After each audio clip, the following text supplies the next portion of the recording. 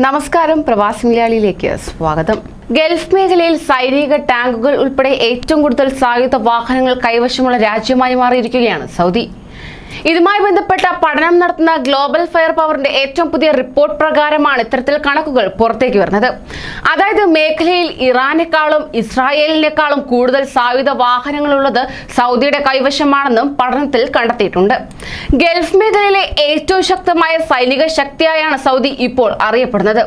Arab middle east രാജ്യങ്ങളെടുത്താൽ ഏറ്റവും വലിയ സൈന്യവും സൗദിയുടേതാണ് എന്നത് മാറ്റുകൂട്ടുന്നു.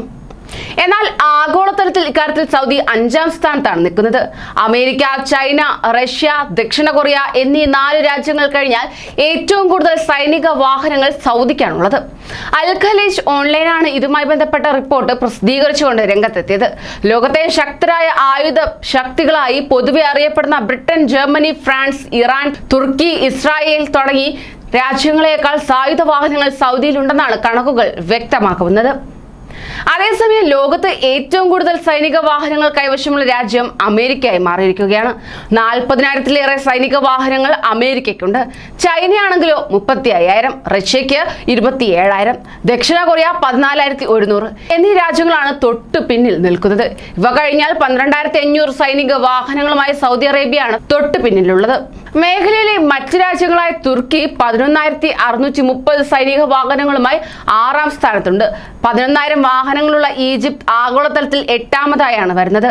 മാത്രമല്ല 8,500 സൈനിക വാഹനങ്ങളുള്ള ഇറാൻ 15ഉം 7,500 വാഹനങ്ങളുള്ള ഇസ്രായേൽ 17ാം സ്ഥാനത്തിലാണ് നിൽക്കുന്നത്. അങ്ങനെ പ്രതിരോധ ചെലവിൽ വലിയ വർധനവാണ് സൗദി അറേബ്യ അടുത്ത കാലത്തായി വരുത്തിയിരിക്കുന്നത്. അടുത്ത 10 വർഷത്തിനുള്ളിൽ $2,000 കോടി സൈനിക ചെലവിലേക്കായി അധികമായി വകയിരുത്തിയിരിക്കുകയാണ് സൗദി പ്രതിരോധ മന്ത്രാലയം. തദ്ദേശീയമായി ആയുധങ്ങൾ വികസിപ്പിച്ച് നിർമ്മിക്കാനാണ് നിലവിൽ രാജ്യം പദ്ധതിയിട്ടിരിക്കുന്നത്. ഇതിലൂടെ രാജ്യത്തെ ആയുധ നിർമ്മാണ മേഖലയെ ശക്തിപ്പെടുത്താനും സൗദി ലക്ഷ്യമിടുകയാണ്.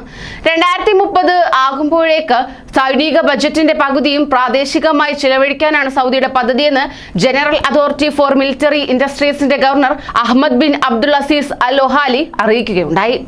സൈനിക ഉപകരണങ്ങളുടെ നിർമ്മാണ ചെലവുമായി ബന്ധപ്പെട്ട് ഗവേഷണ വികസന പ്രവർത്തനങ്ങൾക്ക് കൂടുതൽ ഊന്നൽ നൽകുമെന്നും അദ്ദേഹം വ്യക്തമാക്കി.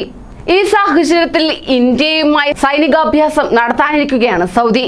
ഇതിനെ ലോകമെമ്പാടും ഉറ്റുനോക്കുകയാണ്. കൂടുതൽ പ്രവാസി വാർത്തകൾക്കായി ഈ ചാനൽ സബ്സ്ക്രൈബ് ചെയ്യൂ.